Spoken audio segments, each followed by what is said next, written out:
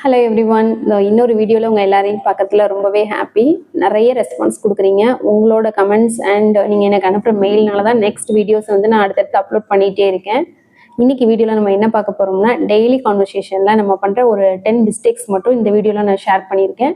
நம்மளுக்கே தெரியாமல் அந்த மிஸ்டேக்ஸ் எல்லாம் பண்ணிகிட்ருப்போம். அதை எப்படி ரெக்டிஃபை பண்ணி கரெக்டான சென்டென்ஸ் நம்ம யூஸ் பண்ணலாம் அப்படிங்கிறத கொடுத்துருக்கேன். வீடியோவை ஸ்கிப் பண்ணாமல் பாருங்கள். ஸோ ஃபர்ஸ்ட் மிஸ்டேக் என்ன சொல்லுவோம் அப்படின்னா, டைரக்ட் டிரான்ஸ்லேஷன் ட்ராப். அதாவது தமிழ்லேருந்து நீங்கள் இங்கிலீஷ் கற்றுக்க ட்ரை பண்ணிட்டு இருக்கீங்க அப்படின்னா, எல்லாத்தையும் நீங்கள் தமிழில் பேசுகிற மாதிரியே டைரெக்டாக இங்கிலீஷ்க்கு டிரான்ஸ்லேட் பண்ணாதீங்க. ஃபார் எக்ஸாம்பிள், உன் பேர் என்ன அப்படின்னு கேட்குறோன்னு வைங்க. அதை அப்படியே இங்கிலீஷ்க்கு டிரான்ஸ்லேட் பண்ணி பாருங்கள். யுவர் நேம் வாட் அப்படிதான் வரும். ஆனால் ஆக்சுவல் சென்டென்ஸ் அது கிடையாது. What is your name, WH ஃபர்ஸ்ட்டும் ஹெல்பிங் வேர்ப் செகண்டில் வரும். சரிங்களா? இப்படி தான் வந்து ஒரு கொஸ்டினை வந்து நம்ம ஃப்ரேம் பண்ணணும்.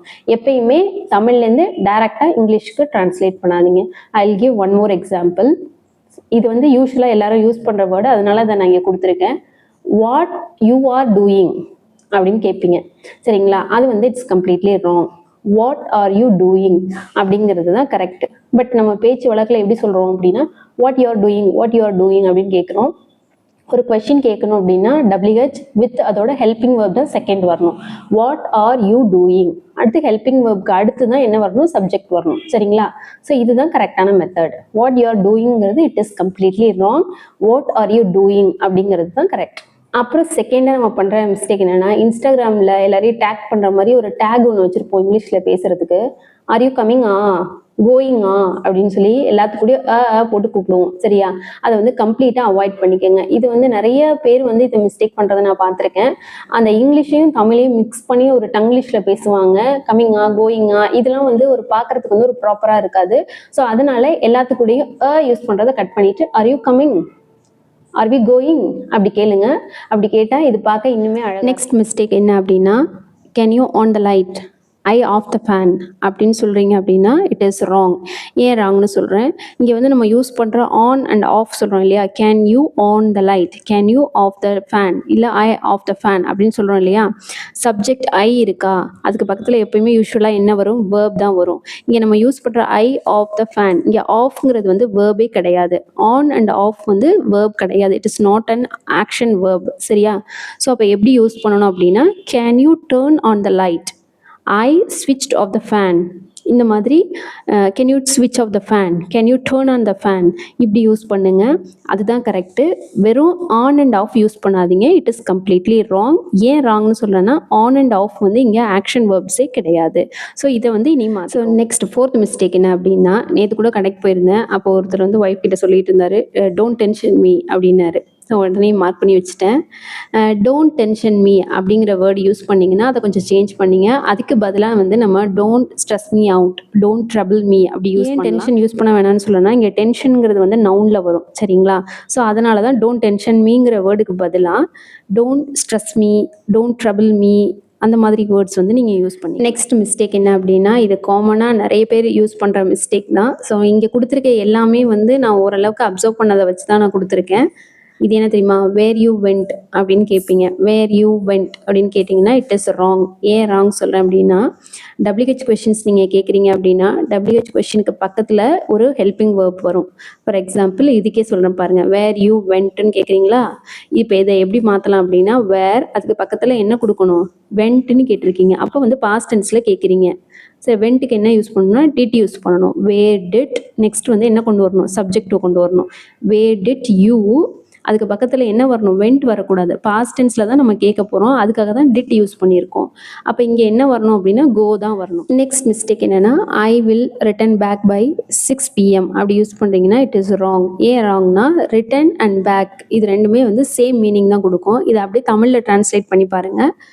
ஐ will return back by 6 PM, நான் திரும்ப 6 மணிக்கு வருவேன் அப்படின்னு சொல்கிறீங்க. So it is wrong. I will return by 6 PM. இன்னொரு எக்ஸாம்பிள் கூட சொல்லலாம். He reverted back to my email, he replied back to my email. இப்போ பாருங்கள், ரிவர்ட்டட் பேக், ரிப்ளைட் பேக் ரெண்டுமே என்னது, சேம் மீனிங் தான். So he reverted to my email or he replied to my email இதுவே போதும். எல்லாத்துக்கூடையும் இந்த பேக் யூஸ் பண்ணாதீங்க. Next 7th one என்ன அப்படின்னா, பேசுகிற எல்லா சென்டென்ஸ் கூடயும் ஒன்லி போட்டு பேசுகிறது. That only obsession. எதுக்கு எடுத்தாலும் he is like that only, she told me like that only. அந்த மாதிரி எல்லா சென்டென்ஸ்லையும் வந்து நம்ம பேசுறதுல நல்லா அப்சர்வ் பண்ணி பார்த்தீங்கன்னா ஒன்லி இருக்கும். மேபி அந்த இனிஷியல் டேஸ் பேச ஆரம்பிக்கும் போது அந்த மிஸ்டேக் வரலாம். பட் அதை வந்து நீங்கள் ஆரம்பத்திலே வந்து அவாய்ட். ஸோ எல்லா சென்டென்சஸ் கூடயும் ஒன்லி போட்டு பேசுறத வந்து அவாய்ட் பண்ணிக்கோங்க. நீங்கள் மேபி உங்களோட இனிஷியல் ஸ்டேஜில் இருந்தீங்க அப்படின்னா இந்த ஒன்லி அவாய்ட் பண்ணிக்கோங்க இனிஷியலாக பண்ணும்போதே.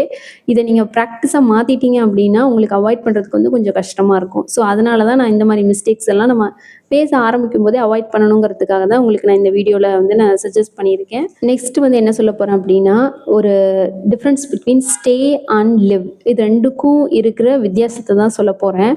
ஸ்டே அப்படிங்கிறது என்னென்னா, நீங்கள் ஒரு இடத்துக்கு போய் டெம்பரரியாக தங்குறீங்க. ஃபார் எக்ஸாம்பிள் ஒரு ஹோட்டல் போய் தங்குறீங்க, இல்லை ஒரு ஃப்ரெண்ட்ஸ் வீட்டில் போய் தங்குறீங்க, இல்லை ஒரு ரிலேஷன் வீட்டுக்கு போகிறீங்க அப்படின்னா இட் இஸ் டெம்பரரி.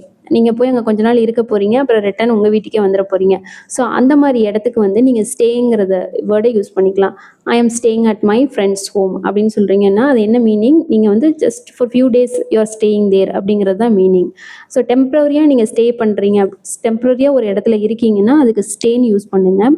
உங்களோட வீடு, அதாவது that is your permanent house இருக்கும் இல்லையா, அதுக்கு வந்து ஐ லிவ் இன் சென்னை. அந்த மாதிரி ஒரு பெர்மனெண்ட்டான பிளேஸில் நீங்கள் இருக்கும்போது லிவ்ங்கிற வேர்டு யூஸ் பண்ணுங்கள். அதே டெம்பரரியாக இருக்கீங்கன்னா ஸ்டேங்கிற வேர்டு யூஸ் பண்ணுங்கள். இதுதான் இது ரெண்டுக்கும் உள்ள டிஃப்ரென்ஸ். அந்த டிஃப்ரென்ஸ் தெரியாமலே நம்ம நிறைய இடத்துல வந்து நம்ம பெர்மனெண்ட்டாக இருக்கிற இடத்துக்கே நம்ம என்ன சொல்லிடுவோம்னா I stay in Chennai, I stay in Coimbatore, I stay in Namakkal. So இப்படி சொல்கிறோம் இல்லையா, இது வந்து இட் இஸ் ராங். உங்களோட பெர்மனெண்ட் ஹவுஸு, உங்கள் பெர்மனெண்ட் பிளேஸுக்கு வந்து நீங்கள் என்ன யூஸ் பண்ணணும்னா ஐ லிவ் அப்படிங்கிற வேர்டு யூஸ் பண்ணுறாங்க. 9th one, please inform to him அப்படின்னு சொல்கிறீங்கன்னா டூவை வந்து கட் பண்ணிக்கோங்க. Please inform him. தமிழ் இதே தான், டைரக்ட் ட்ரான்ஸ்லேஷனில் வர மிஸ்டேக் தான் இது. நம்ம தமிழில் டூங்கிறதுக்கு மீனிங் வந்து இக்குன்னு வரும். ப்ளீஸ் இன்ஃபார்ம் ஹிம் அப்படின்னு சொல்கிறது தான் correct. Please inform to him அப்படின்னு வர்றது வந்து இட் இஸ் ராங். சரிங்களா? அந்த டூ வந்து இன்ஃபார்ம் வரும்போது அது கூட டூ யூஸ் பண்ணுறது வந்து அவாய்ட் பண்ணிக்கோங்க. ப்ளீஸ் இன்ஃபார்ம் ஹிம் அப்படின்னு சொல்லுங்கள், it is right. Please tell one more word also is there. Please tell to him அப்படின்னு சொல்கிறோம் இல்லையா, ப்ளீஸ் டெல் ஹிம், அவ்வளோதான். Please tell to him. எப்பயுமே இந்த இன்ஃபார்ம் டெல் வரும்போது டூ யூஸ் பண்ணுறதை வந்து நீங்கள் அவாய்ட் பண்ணி. டுடே மார்னிங் அப்படிங்கிறதுக்கு பதிலாக திஸ் மார்னிங் அப்படின்னு யூஸ் பண்ணுங்கள். எஸ்டர்டே நைட் அப்படிங்கிறதுக்கு பதிலாக லாஸ்ட் நைட் அப்படி யூஸ் பண்ணுங்கள். ஸோ இந்த மாதிரி சின்ன சின்ன மிஸ்டேக்ஸை வந்து உங்களோட டே டு டே கான்வர்சேஷனில் இருக்கிறத நான் ஃபைண்ட் அவுட் பண்ணி கொடுத்துருக்கேன். உங்களுக்கு இந்த வீடியோ பிடிச்சிருக்குன்னு நினைக்கிறேன். பிடிச்சிருந்தா லைக் பண்ணி சப்ஸ்கிரைப் பண்ணுங்கள். மேலும் உங்களுக்கு வேறு என்ன மாதிரி வீடியோஸ் தேவை அப்படின்னு சொல்லிட்டு கமெண்ட்ஸில் சொல்லுங்கள். Definitely I can help you. வேறு ஏதாவது டவுட்ஸ் இருந்துச்சுன்னா எனக்கு மெயில் பண்ணுங்கள். நிறைய பேர் மெயில் பண்ணுற தெரியல அப்படின்னு சொல்லிட்டுலாம் நீங்கள் இது பண்ணுறீங்க. கண்டிப்பாக மெயில் பண்ண கற்றுக்கோங்க. ஏன்னா இப்போ இருக்கிற கட்டத்தில் ஒரு மெயில் கூட பண்ண தெரியலன்னா அது ரொம்ப கஷ்டம்.